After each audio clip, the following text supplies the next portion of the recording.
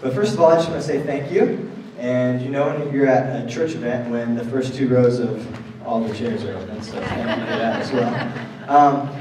This is the Night to Shine training, and I'm so excited to have each and every one of you a part of A Night to Shine.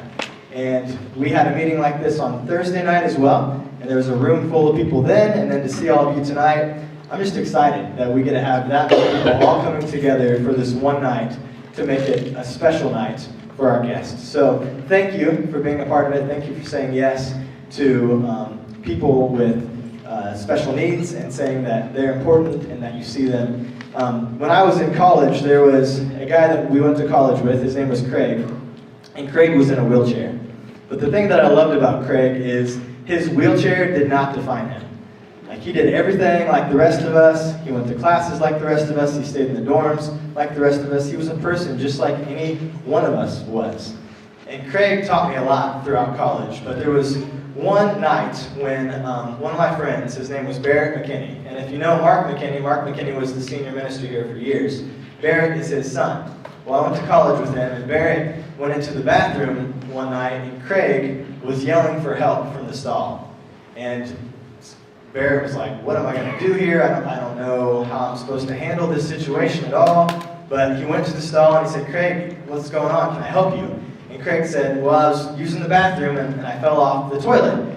And so Barrett's like, well, I got to do something in this situation. So he opened the stall door, and there was Craig that had fallen off the toilet, and he was covered in his own poop. It's weird to say poop in front of people here at the church, but he was. And Barrett was like, this is not going to be an easy situation to handle, but I have to help him in this moment. And so Barrett got down, and he lifted him back up, and he cleaned Craig up that night. And I remember him sharing this story and thinking, man, that's exactly what Jesus would have done. And to see all of you here tonight makes me realize that you're saying that too. Like, I want to be like Jesus. I want to walk in Jesus' shoes. And Jesus cared about all people, especially those people that were looked down upon and that were the least of these. Jesus said yes to them. So I want to say to you, thank you for saying yes. Thank you for being here. Thank you for entering the unknown. I know that there's a lot of things that you might be wondering of how all of this is going to work. If you're a buddy, there's things that you maybe will never have encountered before that you'll encounter that night, but you're ready and you're willing. And that's the first step. When Jesus was doing ministry, in the book of John, we get this account where he goes to the pool of Bethesda, and while he's there, it says that the pool of Bethesda was a place where the lame and the blind and those with different diseases would hang out, because when the water was stirred, somebody could get in the water and they'd be healed. And so Jesus went there, and he said, I want to spend time at this place. And while he was there, he met a man that was a person with special needs, was a person with disabilities, and he said, hey, would you like to be healed? And the man said, yes, I'd love to be healed, but I could never get into the water in time as the water's being stirred to be healed. And Jesus said, you know what, today you are going to be healed. He said, pick up your mat and walk. And that's what the man did right then and there. And so this is our opportunity. It's our opportunity to be like Barrett. It's our opportunity to be like Jesus. It's our opportunity to say yes to those that need to see the love of Jesus. And that's what we're going to do that night. So, Night to Shine. Night to Shine is presented by the Tim Tebow Foundation, but they work with churches all over the world. And David Diener is going to give you some stats about Night to Shine and where it started and how it's grown over the years. But we get to be a partner church with them. And so they come alongside of us and they give us a lot of things that we have to follow for guidelines for the event. But it's also really helpful because they give us some really structured instructions to help us plan this event. And so we approached them last, I don't know, it was probably September, October, in that time frame, and we asked if we might be able to have one. And they were excited because Wabash, that community of Wabash doesn't have one, but really north of Wabash there isn't too many Night to Shines. And what Night to Shine is, it's a special need prom for those people that do have special needs. So we get a chance to host that this year. We're going to have it at the Honeywell Center. And right now we have, how many people signed up? Like 90 or so, 90 guests signed up, but we're expecting probably 100, 105 guests when all is said and done.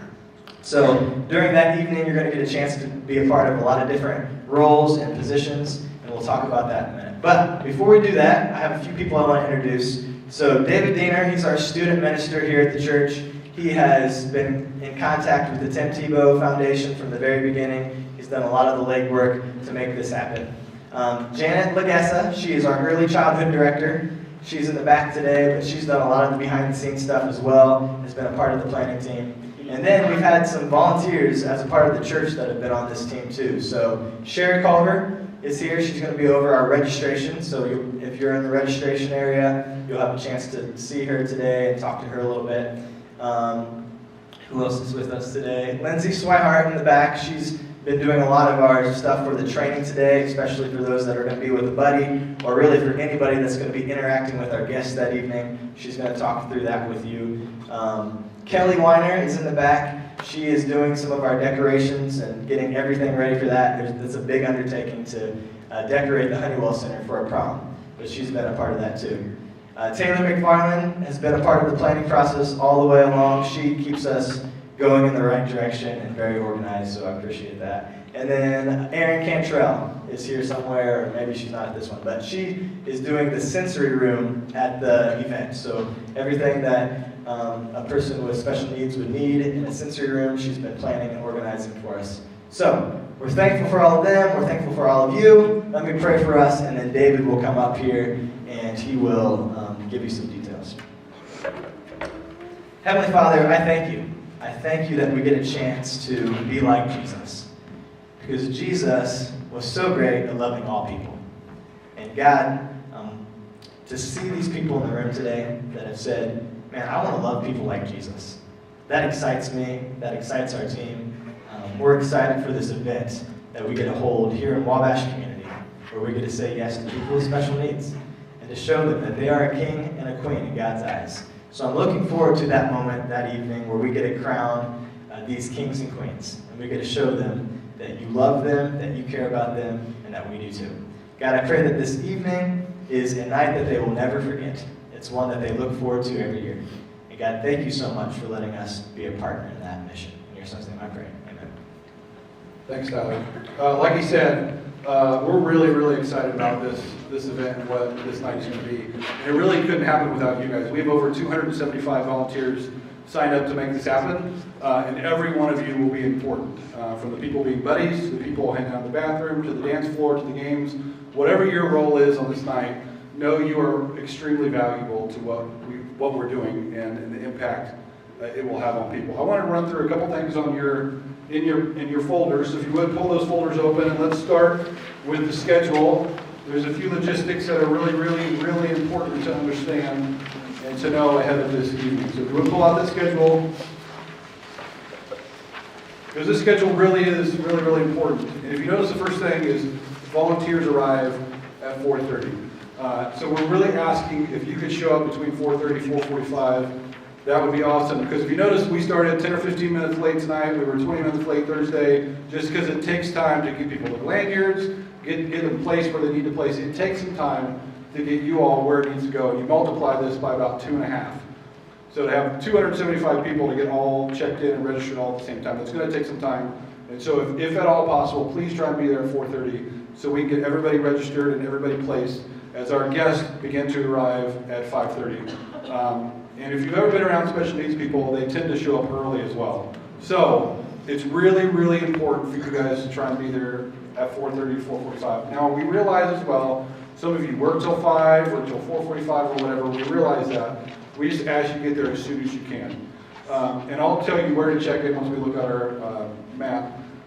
We will be having a light dinner for you guys. We realize 4:30 to 9 or later, if you help us clean up, that's a really long time to be without food.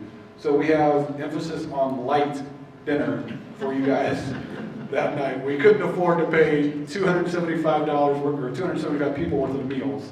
So we have light, it's like chicken sandwiches or ham sandwiches and some chips. And I think they even talked us into splurging in for some cookies. So it'll be a decadent meal you'll never experience anywhere else. So volunteers arrive at 4:30. Our guests arrive at 5:30. And so from 5:30 to 7, basically our hair and makeup, our shoe shines, our flower stations will all be open during that time. So basically that's an opportunity. So we'll get our guests checked in. Our guests will be paired with a buddy. And then from there, they will go to coat check, assuming one or both of them have coats. You'll get that check. Then we'll go to the flowers. If the girls want their hairs done, the guys want shoe shine. Thankfully, the cosmetology girls from Heartland Career Center, a lot of them are coming over to take care of a lot of that for us. So we're excited with that partnership with John Higgins and the Cosmo girls. So we're excited about that. And so that's not like full hair, full makeup. It's really just to pamper them and make them feel special. So glitter, spray, I don't know, whatever you do to girls to make them feel special. I don't have enough hair to do that, so we'll do that kind of pampering, nice stuff for guys. They'll have an opportunity. We'll shine their shoes, make them feel special as well. We'll get some their shots that we're providing for all of them. And then also, we have a professional photographer that will take their picture on a Night to Shine backdrop, and then we are instantly printing those off, putting them in custom frames, and giving it to them before they go home that night as well. Janet, can you turn that back thing on again for me? So we're really excited about that. So from about 5:30 to 7, that stuff will be going on. Then at 6 o'clock, the red carpet opens. And basically how this is going to work, we will announce people on the red carpet, and then if you're on the red carpet, it's your job just to go crazy. To celebrate, to cheer, to tell them how beautiful they are. You guys can make posters ahead of time, whatever you want to do just to celebrate those kings and queens as they walk down the red carpet. It'll be one at a time. It's not going to be a rush. We want every single person to feel special and beautiful and loved on this night. So it's your job just to go crazy during the red carpet. And then after the red carpet, dinner will start at 6 o'clock in Eugenia's, and then there's that kind of middle room next to Eugenia's and the Honeywell room. We'll all be having tables and meals for people. If you're a buddy, we'll get into more of the logistics on that. But we'll serve a meal for that, but the buddies will not be eating at the same time of our guests. We want to make sure our buddies are 100% focused on our guests in meeting their needs. So if you're a buddy especially, it may be really hard if you don't eat ahead of time to watch your guests eat some delicious food. So really make sure you're on time for that. So you'll eat, and really from 6 o'clock on, everything is available for people to do. We'll have karaoke, we'll have a photo booth, we'll have some video games, some crayons, or some coloring stations. We'll have a limo ride that our guests can take through downtown Wabash. The dance floor will be open. There'll be a plethora of things that they can do starting at 6. But really the time I want everyone in here to recognize is 8:25. At 8:25, we need to work on moving all of our guests to the dance floor, because at 8:30 is our crowning ceremony on the dance floor, where we will crown every single person the king and queen of the prom. We have tiaras and crowns for each of our guests. So we want to make sure, if at all possible, all of our guests and all of you all are there to celebrate and them being the kings and queens of the prom. So that one is really probably the most important time of the night, to try and make sure to get our guests and all the people there at 8:30. So we'll be shutting down like the limousine at 8:25 and shutting down the karaoke and that kind of thing. So really the dance floor is the only option they have. So it's really important for us to try and do that. So regardless of what your role is, do your best to try and get people to the dance floor by 8:30. Then as soon as that is done, we'll play a couple more crazy dances we'll dance to, and then we will send them home with a gift and some other fun things as well. So that is kind of the rundown on the schedule. If you'll look at the other page, this is also a very important page that you can see where everything is located. The first thing I want to point out is the volunteer check-in. So our guests will come in through the circle drive. We need you guys to come through the Eugenia's entrance, or if you're going to a show, a lot of people typically come in that entrance. So we want you guys to come in that entrance to try and just back up, basically to not back up congestion. Because there will be a lot of guests and cars dropping off and stuff in the circle drive. So we just really ask you to make sure to go into the volunteer check-in door. And honestly, we're going to have security at the door, and if you are a volunteer that comes after 5:30, we will make you walk outside to go to that volunteer check-in. So we'll have our bouncers at the door ready to bounce you out to go to the right door. So just know that ahead of time. My dad can be pretty fierce, I'm just letting you know. So make sure to come into the volunteer check-in, and then from there we'll get you a lanyard and some other information. I'll go over the lanyards in a little bit. But from there you'll go to everywhere you need to go. So you can see where the red carpet is, where all the food and where all the fun photos, the karaoke, and all that other stuff. A couple other things to point out are restrooms. it's really important to know where the restrooms are just for your sake and for the sake of if our guest needs to go, so they know where the restrooms are as well. And if you're on the dance floor, you can use either of the restrooms right off the dance floor, or you can walk over to where like the concessions normally is for an actual show. For that, I'll just tell you, the guys' restroom on the dance floor is not handicap accessible. There's some stairs you have to go down, so if you have a guy who cannot handle stairs very well, you'll have to walk him out of the dance floor and over there by concessions to the bathroom. And it'll all be clearly labeled. If you guys want to come early, well, you'll have to come over early. But you can kind of check out so you get the layout of where everything is. Because we will have some places roped off for certain areas, and so there may be some traffic flow you'll just need to realize ahead of time. So just make sure to know where those bathrooms are. Also, back here you'll see a place called the respite room. For any parent or caregiver who chooses, we are offering them a night just to kind of relax and get away as well. So we've got over 40 parents and caregivers signed up just to spend the night. We're serving them a nice meal. Some of the Cosmo girls will be doing manicures once they're done treating our guests. And it'll be just a nice evening for them just to kind of get away and to relax a little bit. But at the same time, still have an opportunity to go see their kids, and their kids have a nice time and dance and celebrate them as well. So that's an important area as well.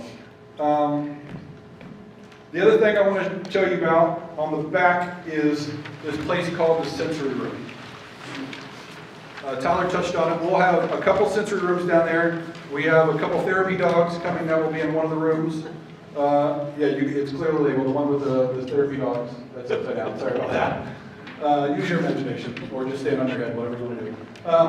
So you can see which one has the service dogs and which one will not. But we realize on some level, some of our guests may be overstimulated or may need to just kind of take a break from the noise and the chaos and the people. So we have these sensory rooms set up so they can just kind of get away and relax. So we will have people stationed in the sensory room, but then we will also have people in, I believe, red shirts kind of roaming around the dance floor in the different areas, that if you get to a point where your guest, or if you see somebody who's kind of getting kind of flustered or overstimulated, we can kind of grab those people in red and kind of help them calm down and get them to relax. But we have those rooms available as well. When you get there, you'll also want to notice where the elevator is. It's kind of right behind there. It's labeled there, but you may want to check that out, especially if you're a buddy, so you know where the elevator is if you need to take the elevator down to the bottom floor to get to the sensory room. There will always be somebody stationed in the sensory room at all times, and some of the sensory room people will also be floating around, just checking out to help you guys as much as we can. And the core team people that Tyler talked about, we also will be all in kind of different color shirts, that if you have any other questions or you're confused about something or just need help, you can grab us at any other time, and we will help you as well. So outside of the sensory room, there is nothing else downstairs. So really, unless you go to the sensory room, I would just encourage you to stay upstairs on the first floor. That's it as far as the schedule and the map goes. Now, I'm going to talk about a few things a little bit, but until then, Lindsay Swihart is going to come up and just kind of help us all learn a little bit how to interact with our guests. So we want to make it the best experience as we can with them. So there's a few things we want you guys to know and to learn. And you'll see in your folder as well, there's a sheet, there should be a sheet about our guests and just some general tips for communicating with them, how to handle uncomfortable situations, and then just some offensive terms that some people use that we just want to get away from. So Lindsay's coming up, and she'll share with that, and I'll be back.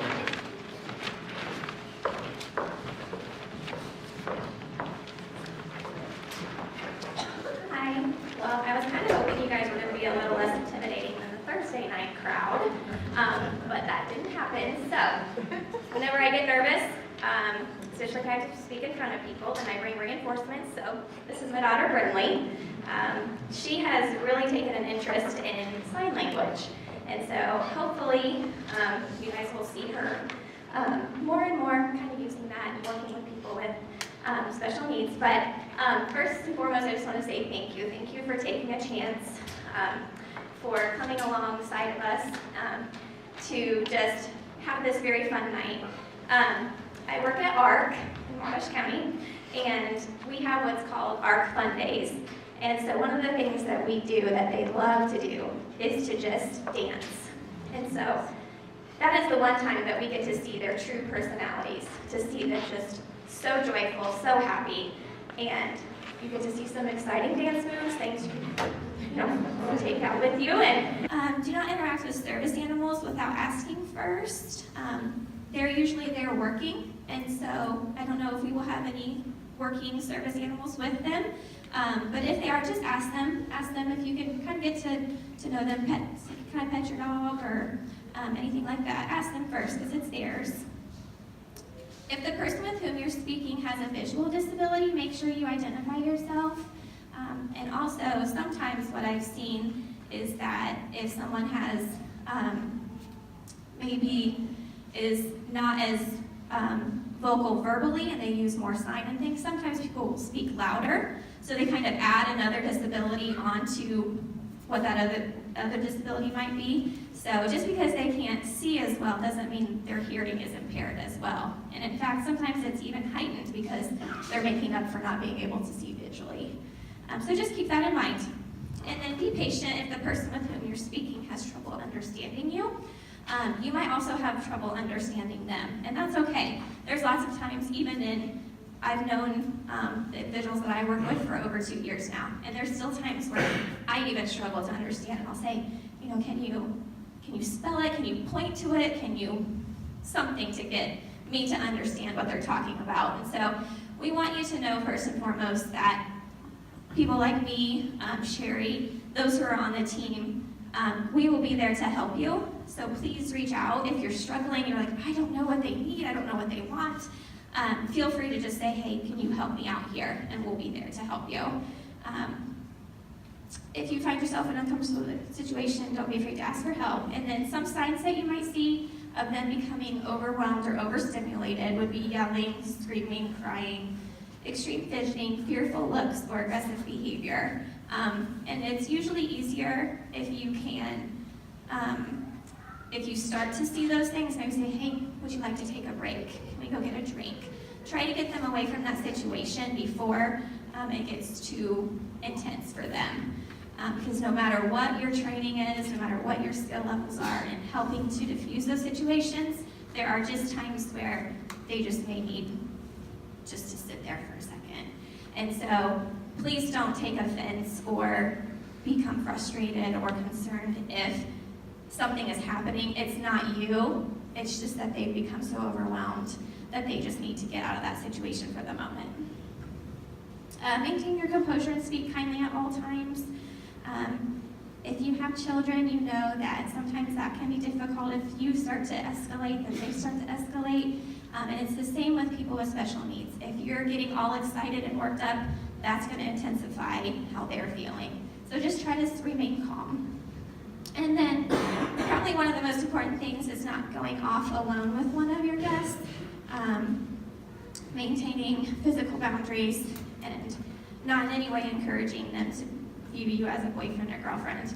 And one short story that I have is we also took individuals to the zoo last year, and I was waiting outside the bathroom with some of them, and this girl had walked through out of the bathroom, and the boy that was with me started talking to her, and at some point he doesn't use a lot of verbal language, but when she walked away he said, he's going to marry her. And it was just that quick interaction where he thought, oh, she said hi to me and paid attention to me, so I'm going to marry her. And I said, well, what about your girlfriend? He's like, no. And so we don't want them to view you as that. We will try really hard to help you with that too. Sometimes at our building we just do side hugs, or we might say, oh, I'll give you a high five or a fist bump. And two, some of them have goals, or they have trouble with those boundaries, and so we just really try to teach that for them. And so just keeping in mind, I don't think you will have an opportunity. It's going to be a lot going on to be by yourselves, but if you find yourself in that situation, just try to get some assistance. So these are just some general things. If when we break off into our buddies groups, if you guys have more questions, I would be happy to help you with anything else that you might need. So that's it. Yeah, we will have that night. Everyone will be receiving a lanyard like this. Everyone has to wear their lanyard. Basically, if we see someone without a lanyard, we will stick security on them because we only want the people. All of you guys have done background checks and passed all that stuff. We want to make it the safest environment that we can for our guests. So if you do happen to see someone without a name tag, just feel free to go grab security or one of us, and we will we'll do our best to wrestle them out of there. So this is your lanyard everyone will get. Buddies, your lanyards will be a little different. Now we're doing this now just because we want everyone to be aware. So even if you're not a buddy, we just want everyone to know this. So if you're regardless of who you are, you have your name on the front, and on the back will be the schedule, just so you remember everything that is going on. And then if you're a buddy, you will get another card that looks like this. It will have your guest's name on there, so the person that you're with all evening, and then it will have all the basic information for them. So we'll have their age, who their emergency contact is, their emergency phone, all their food needs, allergies, the communication needs, sensory concerns, all that information will all be on this card that you will receive once you are paired with a guest. Also on the bottom, there will be another phone number for somebody at the event that you can call. So one of us on the team will have our numbers on this because we really want to avoid calling the emergency contact if at all possible. So if something arises, do not call the emergency contact number, call one of us. That emergency contact number is mainly for us. If there does arise an issue, we have the lanyard so we know exactly who to call. So do not call that number, call the number on the bottom, that would be one of ours. Or if you see somebody in a red shirt or one of us, just grab one of us and say, I have a problem, I need help. There will be plenty of people everywhere to be able to help you, so you don't have to worry about being uncomfortable, well, you may be uncomfortable, but about being alone, because you will be with a lot of people who are there to help you. So this is for you. The other thing, you will be clearly labeled if your person has special diets. So Mary Schaefer is taking care of the dietary side of things, because there are many of our guests who are gluten-free or dairy-free or whatever their needs are. So you will clearly know, so you know to see Mary when you get to the food area, and she will get that special plate for you to make sure they're well taken care of. Now, many of them are just simple like this. These are all examples of things this isn't a real person, but all of these are taken from real people for this event. And so a lot of people need just simply the food cut up. So if you're a buddy, a lot of you will probably be having to cut up food and simple things like that, but that's also why you're not eating during the meal portion, so you can cut up and help your guests in whatever way possible. So know this, so if you do happen to find a lanyard on the ground or whatever, also be sure to pick that up and get it to security or someone else, just because there may be really important information like this that somebody has.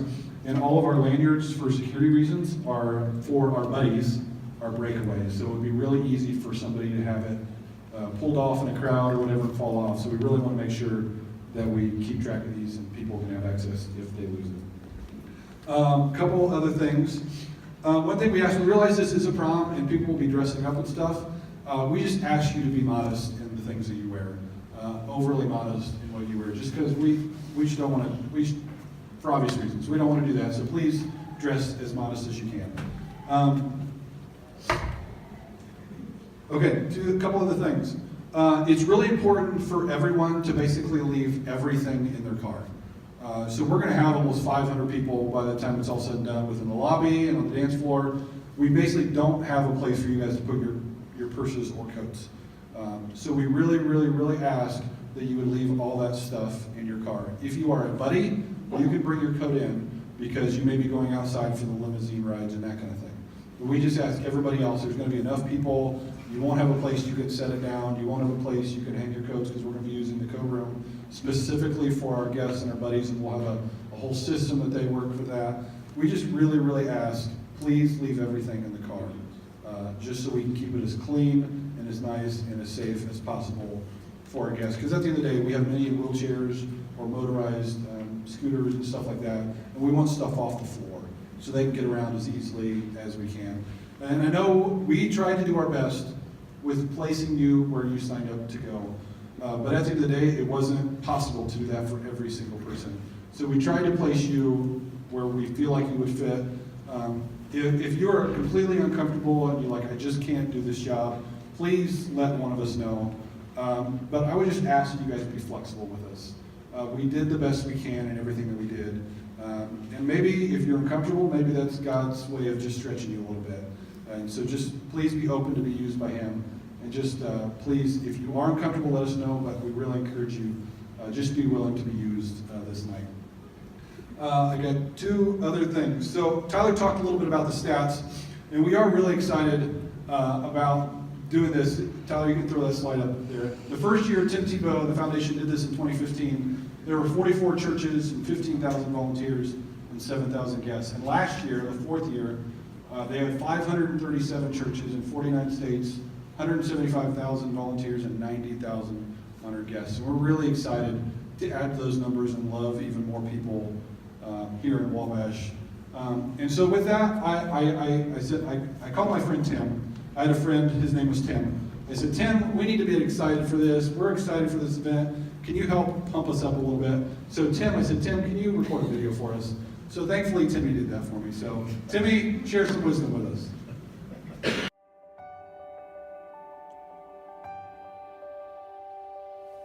Volunteers, what's up guys? I'm Tim Tebow, and I just want to take this time to say thank you so much for being part of A Night to Shine.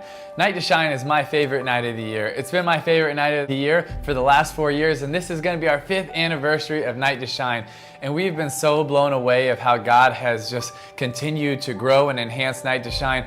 The first year we had 44 locations, and this year we're going to have over 600 locations, over 200,000 volunteers, over 100,000 kings and queens, all 50 states and over 20 countries. And we are just so humbled and we're thankful. But why we can do it is because of you.